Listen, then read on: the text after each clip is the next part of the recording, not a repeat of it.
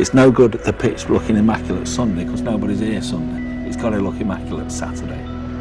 My name is Keith Kent. I'm the head groundsman here at Twickenham Stadium, home of England rugby. I've been a groundsman all my life since leaving school at 16. I'd always wanted to be a professional footballer, and I had a trials with Leicester City, but I weren't good enough. And my mum saw an advert in the local paper for a trainee groundsman at Leicester City.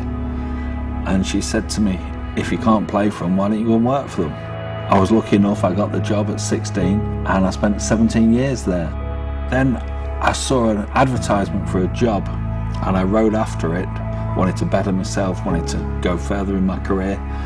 And I got the head groundsman's job of Manchester United in 1987. And to be honest with you, I always thought I'd finished my career there.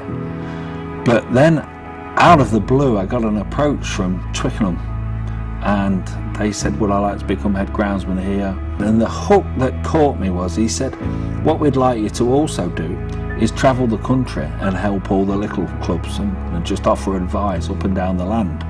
And that's what got me. In my first 3 games here, we beat New Zealand, we beat Australia, and then we beat South Africa. And at that time, I didn't realise what a great game rugby is, and the great characters and the great people that are in rugby. There's 3 of us. I've got Ian Ayling, who is my deputy, who's a lovely lad. He's been a groundsman all his life. His brother's a groundsman. His dad used to be groundsman at Chelsea Football Club, so he's dyed in the wool green as well. And my 3rd member of staff is Andy, who was a labourer until I got here, and we took him on full time. He's got spraying qualifications and he's got tree felling qualifications. So the 3 of us run the show. When we're coming into an international week, the most important thing is to get the pattern ironed in. So we'll mow the grass in 2 directions every day. We did it yesterday and we walked 5 miles each. We're going to do it again today and we'll perhaps walk 6 miles each.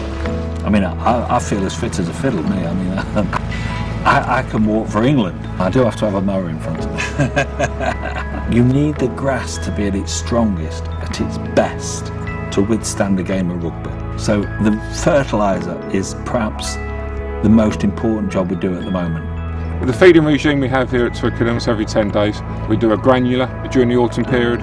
It's 8% nitrogen, 2% phosphate, 32% potassium and 2% iron. The high number with the 32, that helps the roots develop over the winter period. When it comes to the summer months, the warmer months, we'll increase the nitrogen. After we do the granular feed, then we do a liquid feed.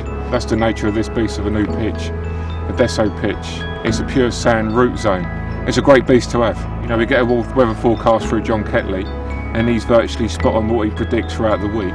I took John on as my weather forecast and he sends me a weather update 3 times a week. The Argentina game last year, it chucked it down of rain on the Friday and it carried on into the Saturday morning, and Stuart Lancaster had asked me if the game was going to be dry, and I wrote to John. He texted back and he said, Keith, it'll be dry by 1 o'clock.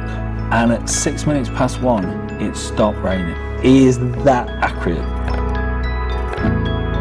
One of the things that makes me so proud is that everybody in this country who picks up a ball can get a game at Twickenham. We host the schools, the universities, Oxford, Cambridge, the Army, Navy, the Premiership, Championships.